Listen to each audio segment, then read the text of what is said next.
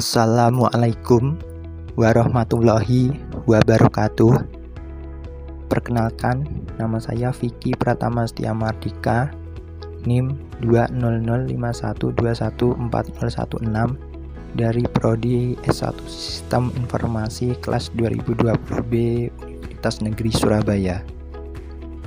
Pada kesempatan kali ini, saya akan membahas mengenai materi sejarah perkembangan komputer. Sekaligus untuk memenuhi tugas dari Bapak Agus Prihanto STMkom selaku dosen mata kuliah Sistem Operasi Universitas Negeri Surabaya. Baik, sekarang langsung saja kita menuju pada pembahasannya. Asal-usul komputer. Hadirnya komputer tidak terlepas dari perkembangan alat hitung. Ada 4 era perkembangan, yaitu yang pertama era awal alat hitung numerik, yang kedua era komputasi analog atau komputasi mekanik, yang ketiga era mesin analitik atau Webex engine, dan yang keempat yang terakhir adalah era komputer modern. Mari kita bahas masing-masing dari era perkembangan tersebut. Yang pertama, era awal alat hitung numerik.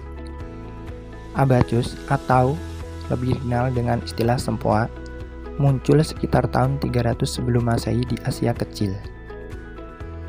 Ini dapat dianggap sebagai awal mula adanya mesin komputasi. Pada abacus standar, dapat melakukan fungsi operasi dalam matematika seperti fungsi penjumlahan, pengurangan, perkalian, dan pembagian.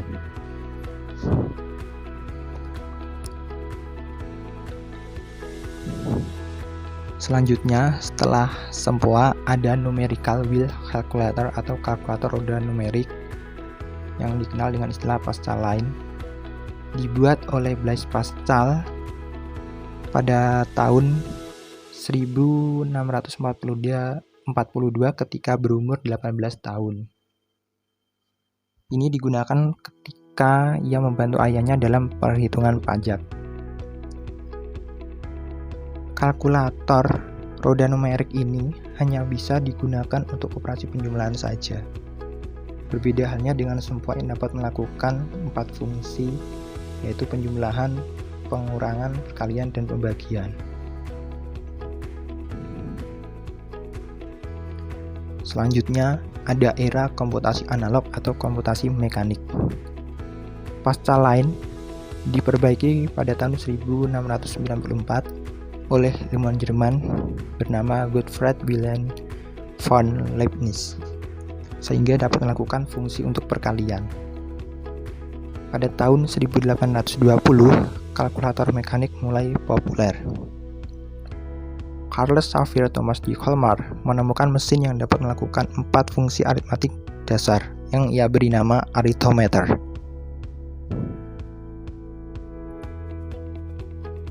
Memasuki era ketiga, ada era mesin analitik atau Webex engine. Awal mula komputer yang sebenarnya dimulai ketika seorang profesor matematika Inggris bernama Charles Babbage membuat mesin untuk perhitungan persamaan diferensial atau mesin diferensial pada tahun 1822. Berbekal sumber tenaga uap, mesin tersebut dapat menyimpan program, dapat melakukan kalkulasi, serta mencetak hasilnya secara otomatis.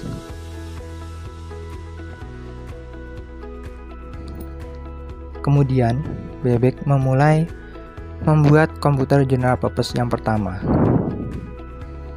dibantu oleh asistennya yaitu Auguste Adakin.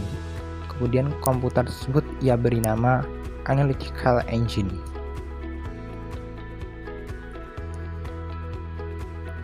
Setelah melakukan berbagai banyak revisi, akhirnya mesin analitik mampu melakukan operasi matematika apa saja menggunakan program yang tersimpan. Operasi mesin ini menggunakan kartu berlubang sebagai instruksi dalam programnya.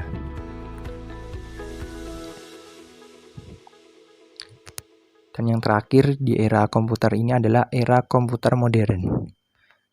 Pada tahun 1889, Hermann Hollerith menerapkan prinsip kartu perforasi untuk melakukan penghitungan. Selain memiliki keuntungan dalam bidang kecepatan, kartu tersebut berfungsi sebagai media penyimpan dan juga bisa menekan tingkat kesalahan secara drastis.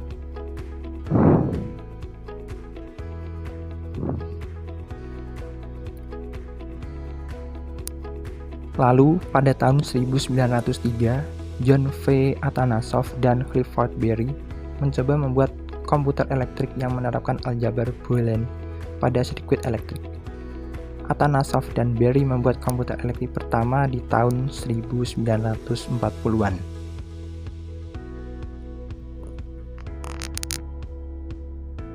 Selanjutnya kita akan membahas komputer berdasarkan klasifikasinya.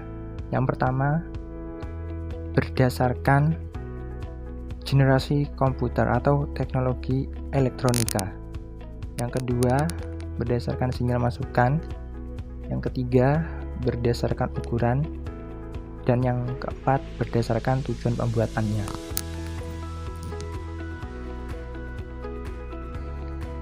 Berdasarkan generasi atau teknologi elektronikanya, ada 5 generasi. Masing-masing generasi memiliki ciri khas tersendiri. Dimulai dari generasi yang pertama pada tahun 1946 sampai 1959. Komputer masih menggunakan tabung hampa.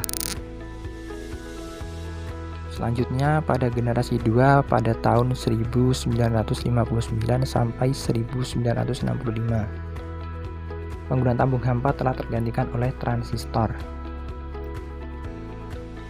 Kemudian generasi ketiga pada tahun 1965 sampai 1970, komputer sudah menggunakan IC atau Integrated Circuit.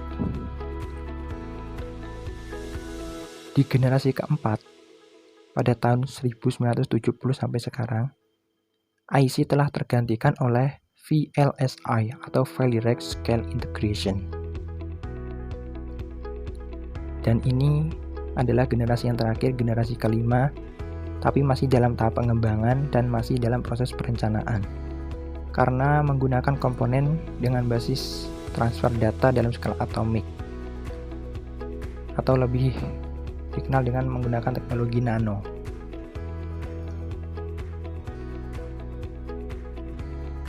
Nah, kita akan bahas lebih detail generasi-generasi komputer tersebut. Pada generasi pertama pada tahun 1946 sampai 1959. Pada generasi ini, komputer masih menggunakan tabung hampa sebagai komponen dasar pembuatnya. Electronic Numerical Integrator and Computer atau ENIAC merupakan salah satu contoh komputer generasi pertama. J. Presper Eckhart dan John Moxley membangun ENIAC menggunakan 75.000 relay dan scalar, 18.000 tabung vakum, 70.000 resistor, dan 10.000 kapasitor di University of Pennsylvania.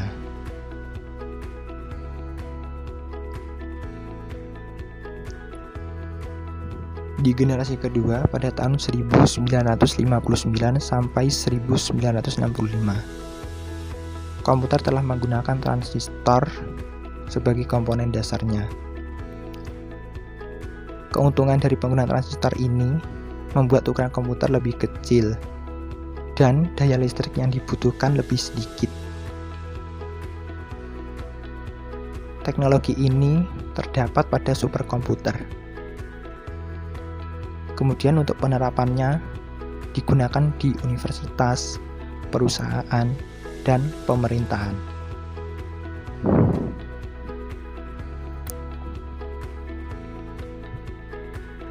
Kemudian di generasi ketiga pada tahun 1965 sampai 1970. Pada generasi ini, komputer telah menggunakan IC atau Integrated Circuit. meskipun telah menggunakan IC, keberadaan transistor masih ada, namun ukurannya yang diperkecil. Keyboard dan monitor mulai digunakan dalam sistem operasinya. Untuk biayanya tergolong lebih murah dibandingkan dengan generasi yang sebelumnya, sehingga banyak masyarakat yang berminat dan bisa menikmati komputer pada generasi ketiga ini.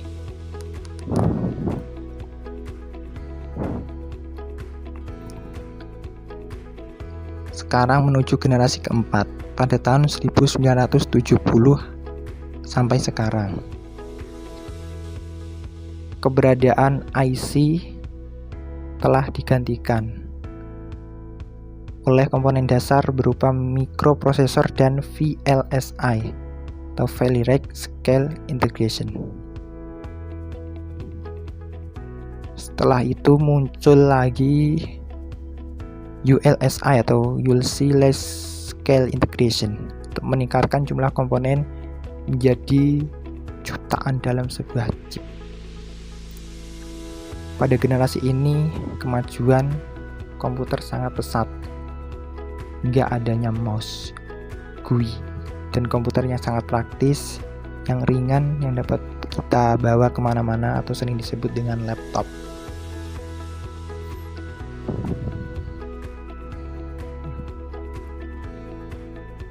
Untuk yang terakhir ini adalah generasi kelima, generasi masa depan, karena masih dalam perkembangan, dalam rencana.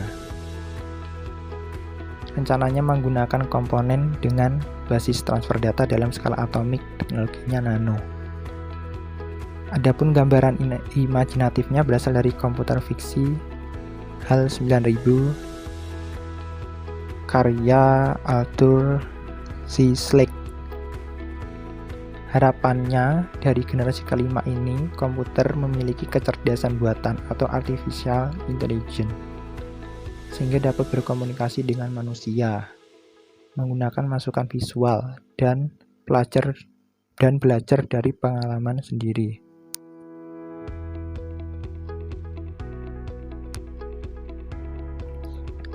Kemudian kita beralih berdasarkan sinyal masukan.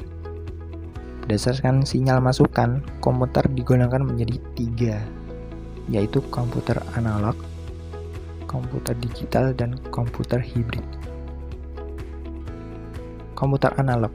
Komputer analog menerima sinyal masukan berupa data analog dan biasanya menggambarkan fungsi aritmatika.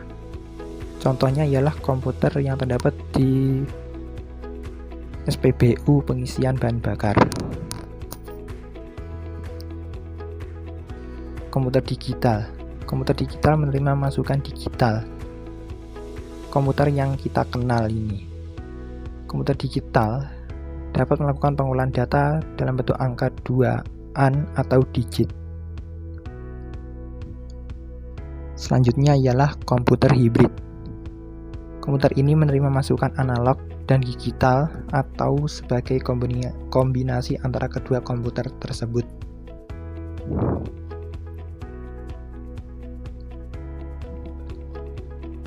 Jika dilihat berdasarkan ukuran, komputer digolongkan menjadi 4, yaitu komputer mikro, komputer mini, superkomputer, dan mainframe. Komputer mikro memiliki ciri berukuran kecil, biasa dipergunakan oleh satu orang, contohnya PC, notebook, laptop, VGA, dan lain-lain. Komputer mini berukuran lebih besar dari komputer mikro. Digunakan untuk pekerjaan yang lebih besar juga, contohnya adalah komputer alpha. Selanjutnya, superkomputer merupakan komputer berkinerja amat tinggi, paling besar dan paling cepat. Karena untuk proses yang amat besar juga. Contohnya Cray, Deep Blue, Arch Simulator, dan lain-lain. Dan yang terakhir adalah mainframe. Biasanya terdapat di perusahaan untuk penyimpanan data secara tersentral. pemrosesan data dan pengaturan data dalam jumlah data yang sangat besar dan banyak.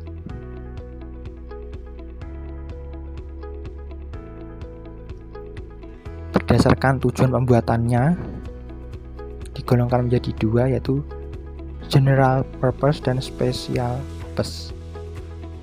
General purpose, komputer yang dikembangkan untuk kebutuhan umum, contohnya PC, notebook, dan lain-lain.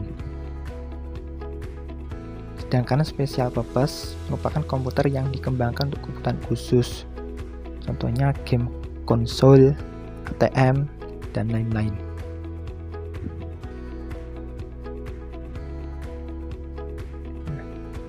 Sebenarnya komputer itu banyak jenisnya.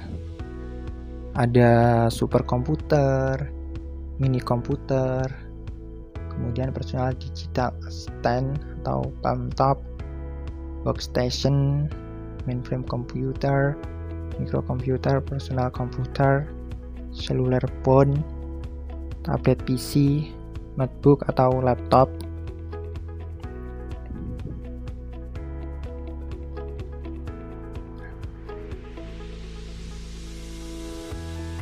Sekian yang dapat saya sampaikan. Apabila ada kekurangan, saya minta maaf. Kita di sini juga sama-sama belajar. Jadi maklum jika masih banyak terdapat kesalahan. Harapannya setelah mempelajari materi sejarah perkembangan komputer, kita dapat mengetahui asal-usul komputer, kemudian perkembangan komputer dari waktu ke waktu, siapa penciptanya, bagaimana prosesnya, dan tentunya dapat meningkatkan pengetahuan dan wawasan bagi kita semua. Akhirnya terima kasih. Billahi taufik wal hidayah. Assalamualaikum warahmatullahi wabarakatuh.